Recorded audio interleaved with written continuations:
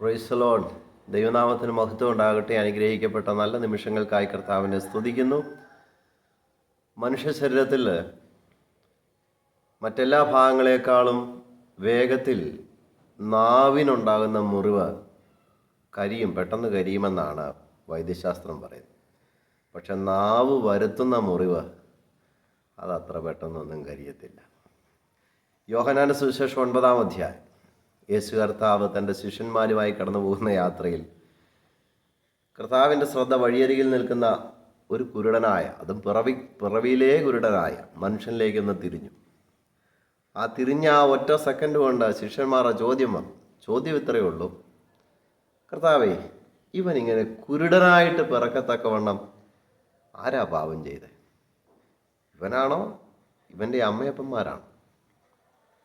സത്യത്തിൽ ഒന്നാമത് അവൻ്റെ ഹൃദയം എന്തുമാത്രം ഭാരപ്പെട്ടിരുന്നോ അതിനെ കൂടുതൽ എരുതിയിൽ എണ്ണയൊഴിക്കുക എന്ന് പറഞ്ഞ പോലെ ആയി ആ ചോദ്യം. കാരണം എന്തൊക്കെയോ പാപത്തിൻ്റെ പരിണിത ഫലം അല്ലെങ്കിൽ അനന്തര ഫലം അതാണ് താനിപ്പോൾ പേറുന്നത്, താൻ അനുഭവിക്കുന്നത് എന്നൊരു ചിന്ത വരാൻ ആ ചോദ്യം ഒത്തിരി അത് ഹൃദയത്തിലേക്ക് ഇറങ്ങുന്ന ചോദ്യമാണ്.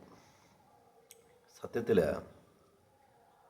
പലരും നമ്മളെ വീക്ഷിക്കുകയും സാഹചര്യങ്ങളും അവസ്ഥകളൊക്കെ കാണുകയും ചെയ്യുമ്പോൾ നേരിട്ട് ചോദിച്ചില്ലെങ്കിലും ചോദിക്കുന്നൊരു ചോദ്യമാണ്: എന്തായി ഇവനിങ്ങനെ? എന്താ ഈ കുടുംബം ഇങ്ങനെ? എന്താ ഇവരുടെ സാഹചര്യം ഇങ്ങനെ? സത്യത്തിൽ ആർക്കും സഹായിപ്പാൻ കഴിയാത്ത ചില സാഹചര്യങ്ങളിലൂടെ കടന്നു പോകുമ്പോൾ, ചില വേദനകളിലൂടെ കടന്നു പോകുമ്പോൾ, അടിക്കടി പ്രശ്നങ്ങളായി ജീവിതത്തിൽ അത് സാമ്പത്തികമാകാം, മാനസികമാകാം, ശാരീരികമാകാം, തുടർമാനമായിട്ട് പരമ്പരകളായി വരുമ്പോൾ അവയുടെ നടുവിൽ ഒരുപക്ഷെ സ്വയം ചോദിക്കാം: എന്താ കർത്താവേ, ഞാൻ പ്രാർത്ഥിക്കുന്നു, പാടുന്നു, ആത്മീയ കാര്യങ്ങളിലൊക്കെ വളരെ സജീവമായി പങ്കെടുക്കുന്നു, എന്നിട്ടും എന്താ ഇങ്ങനെ? യേശു കർത്താവിൻ്റെ ചോദ്യത്തിന് ഉത്തരം കൊടുക്കേണ്ടത് ഒന്നെങ്കിൽ അതേയെന്നോ അല്ലെങ്കിൽ അല്ല എന്നോ. ഇവനാണോ അല്ലെങ്കിൽ ഇവൻ്റെ മാതാപിതാക്കളാണോ? ഇവനാണോ എന്ന് ചോദിച്ചാൽ ഒന്നെങ്കിൽ അതേന്ന് പറയണം, അല്ലെങ്കിൽ അല്ല എന്ന് പറയണം. മാതാപിതാക്കളാണോ? ഒന്നെങ്കിൽ അതേന്ന് പറയണം, അല്ലെങ്കിൽ അല്ല എന്ന് പറയണം. എന്നാൽ അവിടെ യേശു കർത്താവ് പറയുന്ന മറുപടി: ഇവനോ ഇവൻ്റെ അമ്മയപ്പന്മാരോ പാപം ചെയ്തിട്ടല്ല, പ്രത്യുത ഇവൻ്റെ ഒരു ദൈവപ്രവൃത്തി വെളിപ്പെടാനാണ്. എന്നെ കേൾക്കുന്ന പ്രിയപ്പെട്ടവരെ, നമുക്ക് കൈപ്പേറിയ ചില സാഹചര്യങ്ങൾ കടന്നു വരുമ്പോൾ അതിനപ്പുറത്ത് കർത്താവിനൊരു പദ്ധതിയുണ്ട്, ദൈവപ്രവൃത്തി വെളിപ്പെടാനാണ്. അതുകൊണ്ട് ഈ ശോധനയുടെ നടുവിൽ, ഈ വേദനയുടെ നടുവിൽ ഇതുകൊണ്ടെല്ലാം അവസാനിച്ചു എന്ന് ചിന്തിക്കേണ്ട.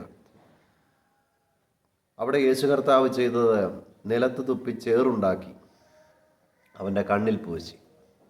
കണ്ണ് കാണത്തില്ല, ഇപ്പം ബാക്കിയും കൂടെ ഒരു ബുദ്ധിമുട്ടായല്ലോ എന്ന് കണ്ടു നിൽക്കുന്നവർക്ക് തോന്നും. പക്ഷെ അങ്ങനല്ല.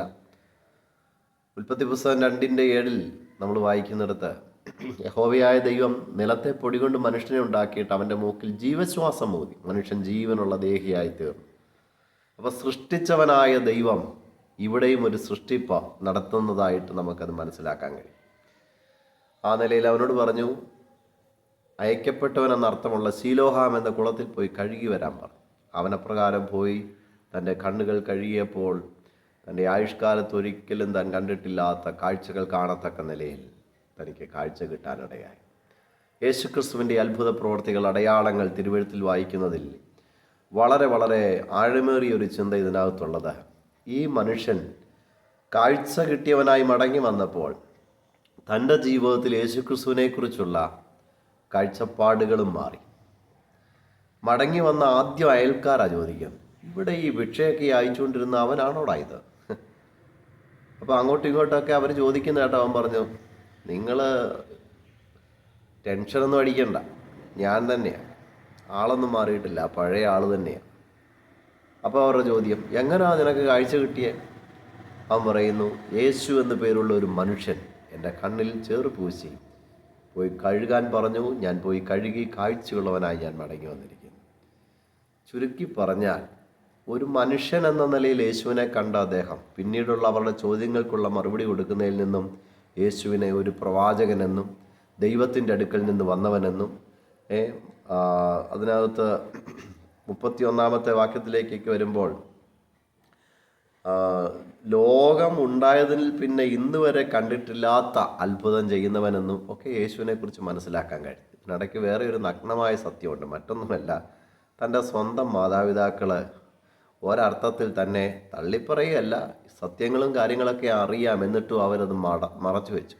കാരണം പള്ളിഭ്രഷ്ടരാക്കും എന്നൊരു ഭീഷണി അവിടെ നിലനിൽക്കുന്നുണ്ട്. യേശുവിനെ കർത്താവെന്ന് ആരെങ്കിലും ഏറ്റു പറഞ്ഞാൽ, ജീവിതത്തിൽ ഒരു വിടുതൽ ദൈവം ചെയ്താൽ, നമ്മുടെയൊക്കെ സാഹചര്യങ്ങൾ പലതാണല്ലോ, അതിൻ്റെയൊക്കെ നടുവിൽ നമുക്ക് വേണ്ടി ദൈവം അത്ഭുതങ്ങളെ ചെയ്ത ഓരോന്നും ഓർത്താൽ, ആരെല്ലാം എവിടുന്നെല്ലാം പേര് വെട്ടിയാലും സ്വർഗത്തിൽ പേരുണ്ടോ അതാ ഏറ്റവും വലുതെന്ന് മനസ്സിലാക്കുക. യേശു കർത്താവ് തൻ്റെ ശിഷ്യന്മാരോട് പറഞ്ഞ കൂട്ടത്തിൽ പറഞ്ഞതാ, ഭൂതങ്ങൾ നിങ്ങൾക്ക് കീഴടങ്ങുന്നതിലൊന്നുമല്ല കാര്യം, നിങ്ങളുടെ പേര് സ്വർഗത്തിൽ എഴുതിയിരിക്കുന്നെങ്കിൽ അതിലാ സന്തോഷിക്കേണ്ടത്. ഞാൻ പറയട്ടെ, ആ ചെറുപ്പക്കാരൻ സൗഖ്യം കിട്ടിയതിന് ശേഷം അവനെ പള്ളിയിൽ നിന്ന് പുറത്താക്കി.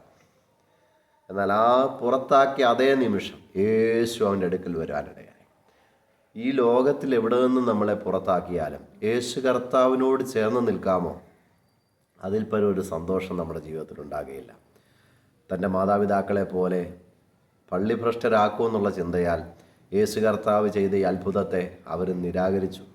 ആ സത്യത്തെ ഒന്ന് ഉദ്ഘോഷിപ്പാൻ അവർക്ക് കഴിഞ്ഞില്ല, മടിയായിരുന്നു.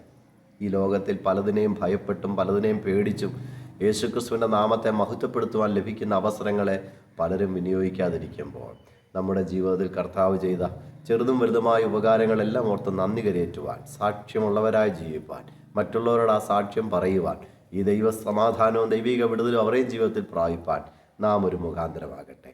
പിറവി കുരുടനായിരുന്ന മനുഷ്യൻ അവൻ്റെ ജീവിതത്തിൽ ഒരു ചോദ്യം ചോദിച്ചത് അവൻ്റെ ആ പ്രശ്നങ്ങൾക്ക് പരിഹാരം വരുവാൻ ഒരു മുഖാന്തരമായതുപോലെ, ഇന്ന് നാം അനുഭവിക്കുന്ന ഒത്തിരി ചോദ്യങ്ങൾ, നമ്മെ നോക്കി മറ്റുള്ളവർ നമ്മോടും മറ്റുള്ളവരോടും ചോദിക്കുന്ന ചില ചോദ്യങ്ങൾ, അത് നമ്മുടെ ജീവിതത്തിൽ ഒരു വിടുതലിന് കാരണമായി തീരട്ടെ. യേശുക്രിസ്തു നമ്മെ നന്നായി അറിയുന്നു. പ്രാർത്ഥിക്കാം. നിത്യസ്നേഹത്താൽ ഞങ്ങളെ സ്നേഹിക്കുന്ന സ്വർഗപിതാവാം ദൈവമേ, ഇന്നീ കടന്നു പോകുന്ന സാഹചര്യങ്ങളുടെ നടുവിൽ ദൈവത്തിൻ്റെ ഒരു വലിയ പദ്ധതിയുണ്ട് എന്നുള്ളത് മനസ്സിലാക്കി ഉൾക്കൊണ്ടുകൊണ്ട് ദൈവത്തിന് നന്ദി കരയേറ്റുവാൻ, ദൈവത്തെ മഹത്വപ്പെടുത്തുവാൻ, ദൈവപ്രവൃത്തിക്കായി തങ്ങളെ തന്നെ സമർപ്പിപ്പാൻ ഏവർക്കും കൃപ നൽകണമേ. വചനം കേട്ട ഏവരുടെ മേലും ദൈവിക വിടുതലും ദൈവിക സമാധാനവും ആശ്വാസവും ഉണ്ടാകുവാൻ പിതാവിൻ്റെയും പുത്രൻ്റെയും പരിശുദ്ധാത്മാവിൻ്റെ നാമത്തിൽ പ്രിയപ്പെട്ടവരെ അടിയൻ അനുഗ്രഹിച്ച് കർത്താവിൻ്റെ കരങ്ങളിൽ സമർപ്പിച്ച് പ്രാർത്ഥിക്കുന്നു. കർത്താവിൻ്റെ നാമം മഹത്വപ്പെടട്ടെ. പ്രിയപ്പെട്ടവരുടെ പ്രയാസങ്ങളിൽ നിന്നും പ്രതികൂലങ്ങളിൽ നിന്നും എല്ലാവരെ വിടുവിച്ച് ദൈവിക സന്തോഷത്തിലും സമാധാനത്തിലും തുടരുവാൻ കൃപ ചെയ്താട്ടെ. മുഴുവൻ മഹത്വം അങ്ങേക്ക് യേശുക്രിസ്തുവിൻ്റെ തുല്യനാമത്തിൽ തന്നെ. ആമേൻ. കർത്താവ് നമ്മെ അനുഗ്രഹിക്കട്ടെ. Thank you. Praise the Lord.